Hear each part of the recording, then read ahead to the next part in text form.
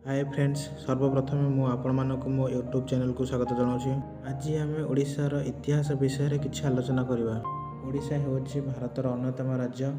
यार भिन्न भिन्न समय भिन्न भिन्न नामकरण करा जायछि। प्राचीन कालरू मध्य काल पर्यंत ओडिशा राज्य को उत्कल, कलिंग, उत्तरात, उड्र, ओड्रदेश, उड, ओड राष्ट्र, कलिंग, दक्षिण कोशल, कंगद, तोसली आदि नाम जना जाउथिला। किंतु यह मध्यरु केही संपूर्ण भाव में ओडिशा राज्य को इंगित करुनथिले। एही नाम गुड़िक ओडिशा राज्यर किछि किछि भाग को बुझाउथिला। वर्तमान ओडिशा पूर्व मध्य कालरू ओडिशा नाम जना जाउथिला, जाहाको अधिकारी रूपे 4 नवेम्बर 2011 मसीह ओडिशा नाम परिवर्तन करा जायछि। ओडिशा नामर उत्पत्ति संस्कृत शब्द ओड रु होइछि। एही राज्यर स्थापना भागीरथी वंशर राजा ओड करथिले, जे कि निज नाम आधार रे नवीन ओड वंश बा ओड राष्ट्र स्थापना करथिले। बहु वर्ष शासनर अधिकारी थिले।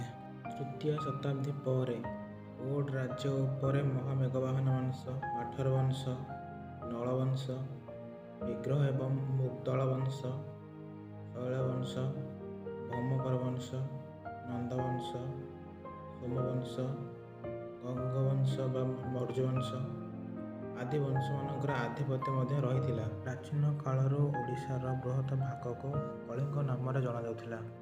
मौर्य वंशर सम्राट अशोक ख्रीष्टपूर्व 261 कलिंग उपर आक्रमण कर विजय प्राप्त करथिले। भुवनेश्वर निकटरे थिबा दयानदी कूल भयंकर युद्ध चली। युद्धरे अपराजित थिबा कलिंग को से दखल कर नेइथिले। युद्धर भयावहता तांको एते प्रभावित करथिला जे से युद्ध त्याग कर अहिंसार मार्ग आपणाई नेइथिले एवं बौद्ध धर्मर प्रसार करथिले। पुणी आरंभ हो गला इंग्रेज शासन।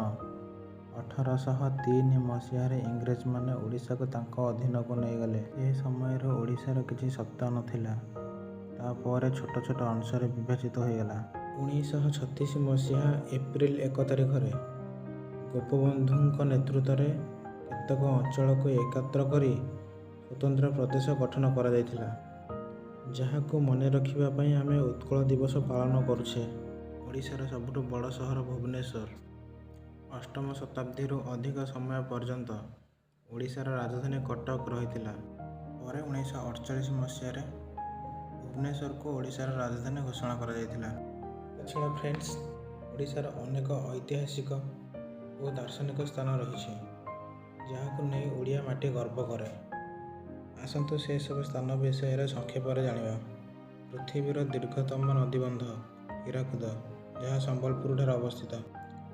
विश्व विख्यात जगन्नाथ मंदिर, जहाँ को 4 धामर सर्वोत्तम धाम बोली कहा जाए। यही मंदिर पुरी जिलार अवस्थित। कोणार्क सूर्य मंदिर, उदयगिरी गुंफा, संग्राम खारवेलଙ୍କ हाथी गुंफारे थिबा शिलालेख, धौलीगिरी, कटकरे थिबा बारवाटी दुर्ग, आठ मल्लिकर देउली झरी, बालेश्वरर चांदीपुर ठारे भारतर प्रतिरक्षा विभाग द्वारा क्षेपणास्त्र घाटी रही।